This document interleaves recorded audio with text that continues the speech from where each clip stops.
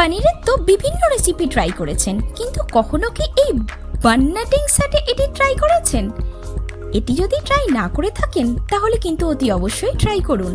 চলুন আজকে আমি আপনাদের সাথে একটি শেয়ার করে দেখাচ্ছি দুর্দান্ত স্ন্যাক্স রেসিপি, সেটি হলো বান নাটিং স্যাটে।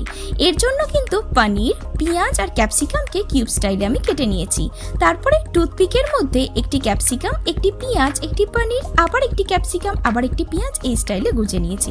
আর ম্যারিনেট করবার জন্য আদা রসুন বাটা, অল্প একটু কাশ্মীরি লঙ্কার গুঁড়ো, পরিমাণ মতো নুন আর একটু সর্ষের তেল দিয়ে স্যাটেগুলোকে আমি ম্যারিনেট করে রাখলাম। অন্যদিকে একটি ব্যাটার বানিয়ে নিলাম। 1 টেবিল চামচ ময়দা, 1 টেবিল চামচ কর্নফ্লাওয়ার নিয়ে নিলাম। এতে আমি অল্প একটু কাশ্মীরি লঙ্কার গুঁড়ো, আদা রসুন বাটা নিয়ে নিলাম আমি এখানে পরিমাণ মতো নুন এবং একটি ডিমের গোটা অংশটাই নিলাম।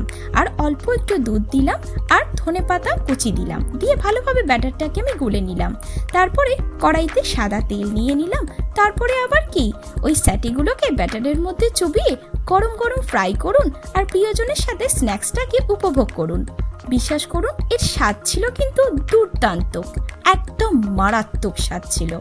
আর এটি কিন্তু ইন্দো থাই রেসিপি, যার নাম বান নাটিং স্যাটে, যেটি আমরা ভারতীয়রা বিশেষত পনির স্যাটে নামেই জানি।